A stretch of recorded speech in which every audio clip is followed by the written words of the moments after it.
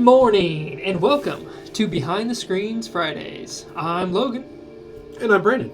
And we would like to welcome you to our second video series. If you missed Monday's player roll call, you'll be catching up here today on Friday for the DM Behind the Screen look. Today we're going to be touching on a very special topic, running one on D&D and how to make it memorable, unforgettable, and cinematic. Take it away.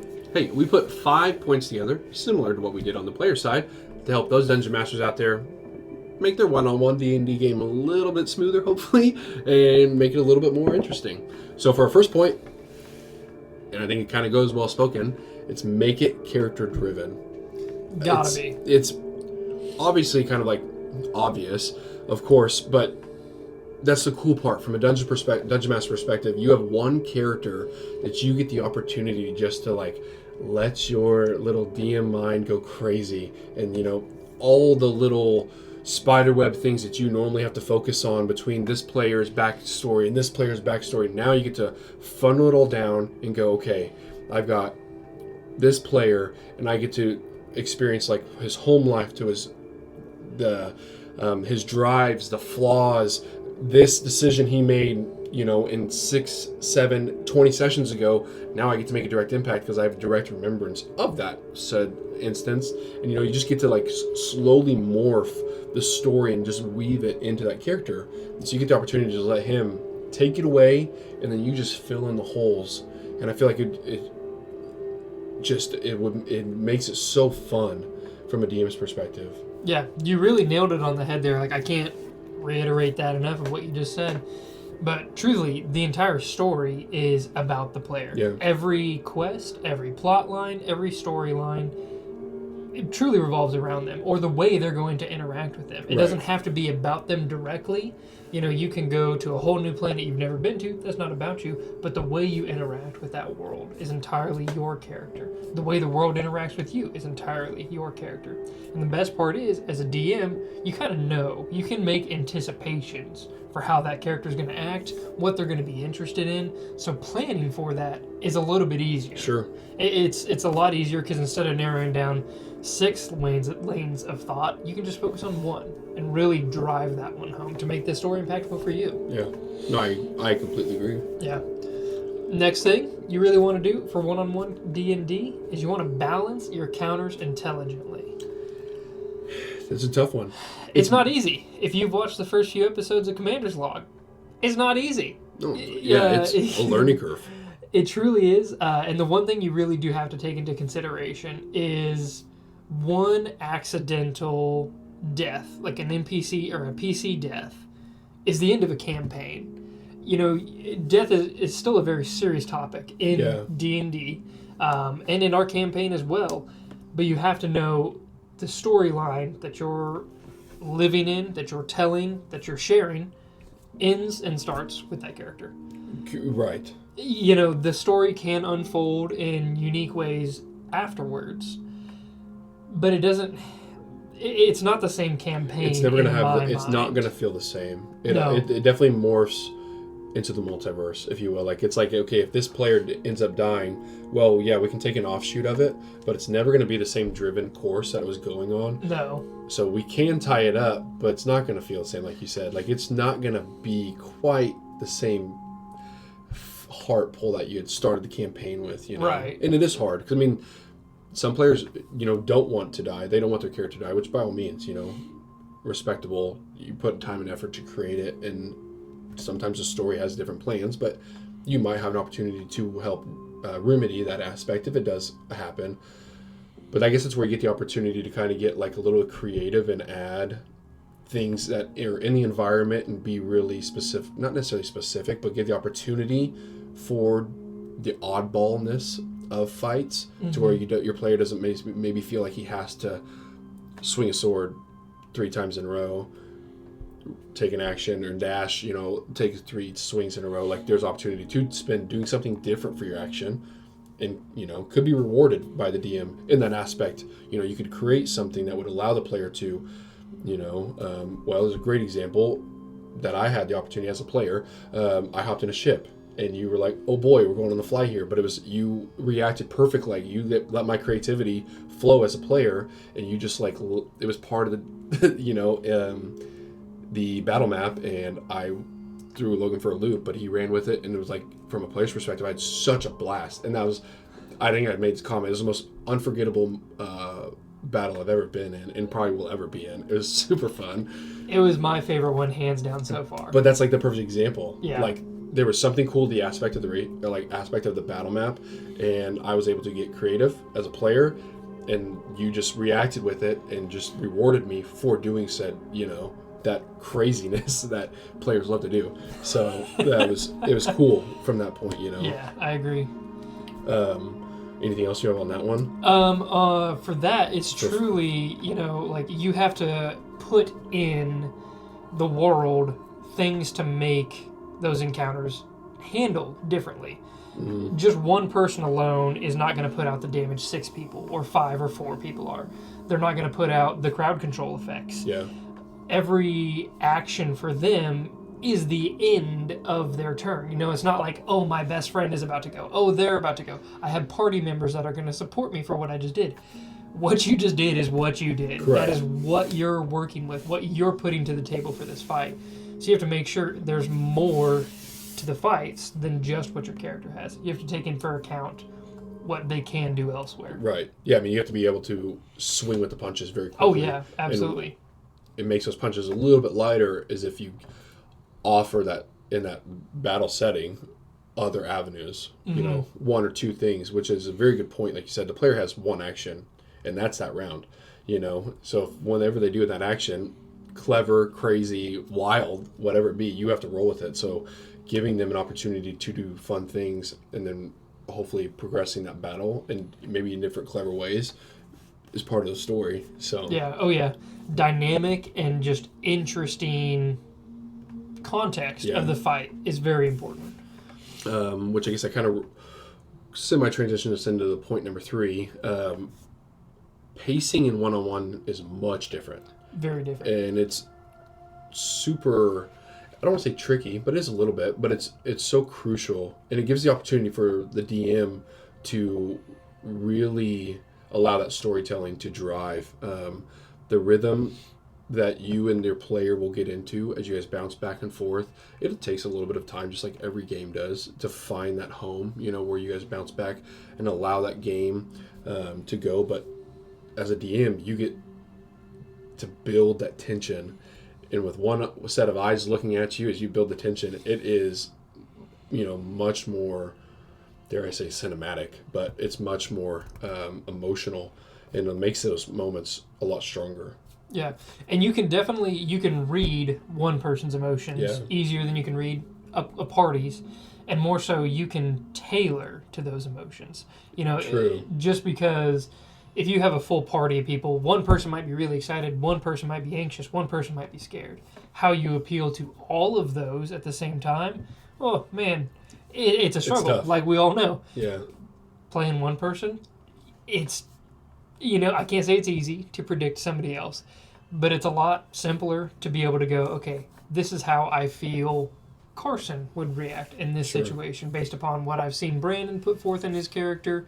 So you really do get to know the character that's playing for you and how they're going to be impacting your story. So you really can account for that.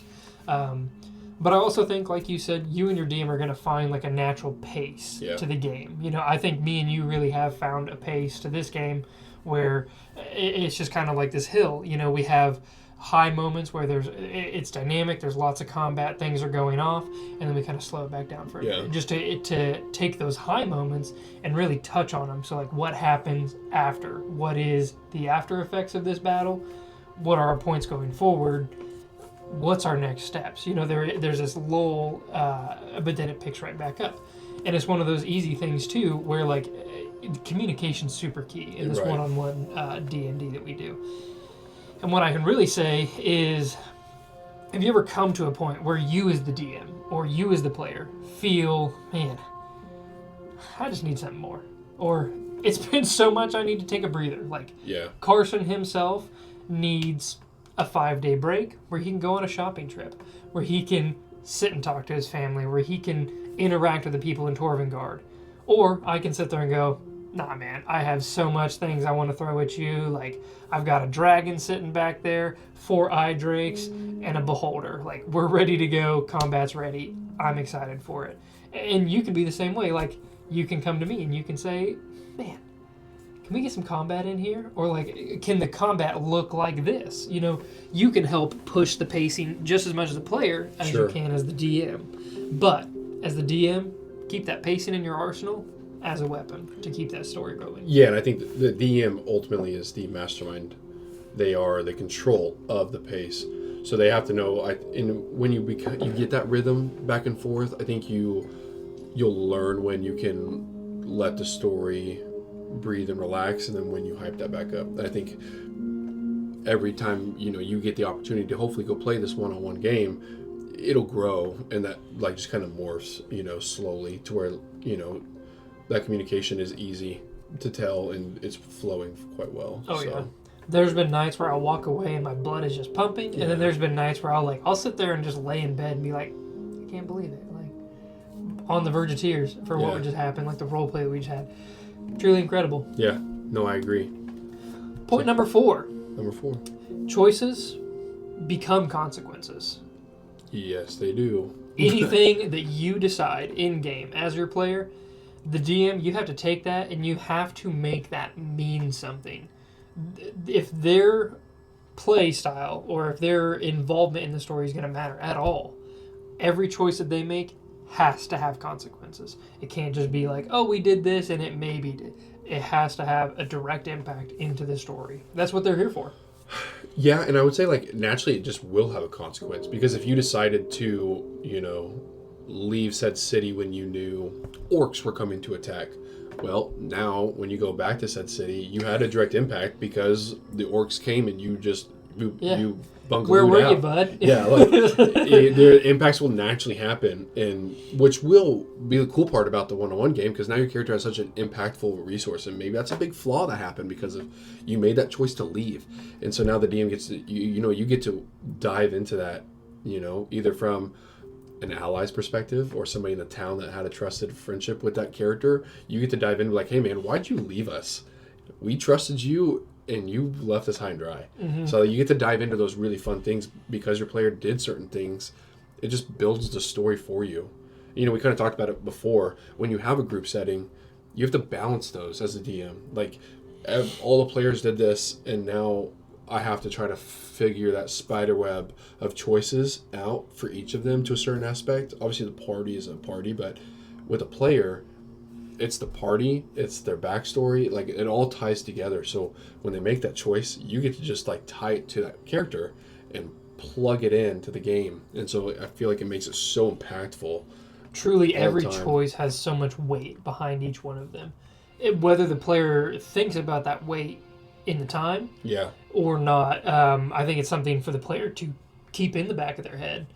But that doesn't have to be the case. It's just that on the DM, they should know whatever that player just chose there, it should have a consequence. The player should recognize that as well. And I guess we should say, from the DM, that's where you get to let your mind run. Mm-hmm. Like, true, yeah. Get creative as a DM in that aspect. Like, be that fun.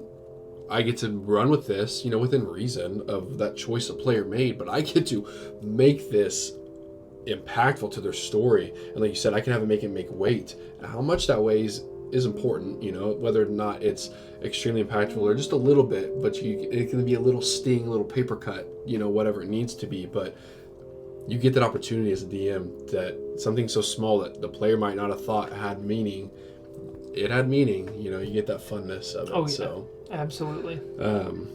Which I guess takes us into number 5. Number 5. Which, kind of the big one here, I would think. We're wrapping up with a strong contender, is leaning in to your NPC companions. NPCs in a group party game are truly that. NPCs, passerbys. You maybe see them once or twice. Sometimes you have a favorite NPC, like a shopkeeper, a tavern keeper, whatever, that you'll see a couple times in a row. But if you're one-on-one, those NPCs can become wildly impactful. Maybe you take them along for the journey. Sure. Maybe you just establish a special relationship with them, something that you could not do as a full party. Right. Well, you get the opportunity to dive into the story. So, it gives you I guess it's really strong. We should set the precedence. You don't need to feel like as a one-on-one where you have to, it's easy to fall into the trap where you feel like you have to create such impactful NPCs along every single section of the road to where, like, every shop, every tavern, every single store in the world is this cool NPC that you've taken years of your life off creating. But it lets you, add those few little sprinkled fun NPCs that you really worked hard on, and allows that player to, like, really interact with them at a different level. But I think that kind of ties into the DM. As a DM, you get to, and you kind of do this in a session 0 where you kind of figure out, okay, what kind of game are we going to play? Are you wanting to go completely solo dolo? Are you wanting me to create a sidekick or two introduced along the story? Or in the game that we play, do you want to be like co-authors where, you are A, but I create B, and we work together and tell a very cooperative story? All are completely reasonable, and they all have a special place, I would imagine. I can only imagine each one of them will be fun for different reasons. I probably have a heart or a soft spot in my heart for the co-author, just because I think it's really fun from the DM's perspective to be able to play with your player like that and, like, push that story in different mannerisms with the different aspects of motivation from your DM's character with the player's character. I think it's really fun to play. So I think the most interesting thing that I've found through this is the NPCs almost unravel themselves. Like, just through your interactions with them, they shape themselves and then in turn shape the world around them. Wherever you met them into, just based off of your sole interactions, that's going to shape my NPC a little bit. In which, that could be, NPCs could be anything from, when you're playing one-on-one, it could be like a sidekick, or it could be even simple familiars, or just really small nuanced stuff that could travel with the character for a while. So, like, again, let the creative freedom run a little bit, and then find different ways to add in these fun things that you and your character kind of wanted this game to go towards. That's the cool part about this. Absolutely. So, and I've really enjoyed playing an NPC alongside you, because it draws out things in the game I wouldn't have anticipated. Sure. You truly build unique relationships, because if you are one-on-one, you do not have, and this is one of my biggest downsides to one-on-one D&D, as a player, you do not have somebody else to bounce off of. Sure. There's no other player to bounce ideas off of, to just have a conversation, do the role play of the tabletop role-playing game. By introducing an NPC, a constant NPC, you get that. You get a point of reference in the campaign that you can communicate with on any level, be that you trust them, you despise them, they are co-conspirators of yours. They do really get to be a part of that story, and they can unravel alongside you. It's truly so much fun. Yeah, no, I can see that from both perspectives. Being the player currently in our campaign to, like, watching you do it and being a DM on my own, right, in other worlds, like, I could see where that would be very fun and super creative. Yeah. Well, I think that's our 5 reasons, and 5, I guess not reasons, but 5 hopefully little tidbits of information for all those Dungeon Masters out there that have been wanting to play one-on-one D&D. I think that's what, hopefully you can take that to your home game and to your friends. Give it a shot. Yeah. Let us know how you like one-on-one D&D, or if you have any questions or anything to add to our little list here, be sure to get in the comments. Yeah, we'd love to hear other ideas. I think that'd be super fun. Yeah. If you have any other ideas that would help us in our game, even put them in the comments. Absolutely, yeah. And we'll try to we'll definitely respond to everybody. Why would we not, right? So, hey, if you like this one and you're a player, check us out every Monday, because we'll have Roll Call Mondays coming out with different information for players out there to play Dungeons & Dragons. And if you like this one and you're a DM, come back next Friday for another Behind the Screens Friday. And if not, and you need a new podcast to listen to, check us out on Wednesdays, because we play a one-on-one D&D game where you can watch us do this, called Commander's Log. So, guys, we'll see you next time. See ya.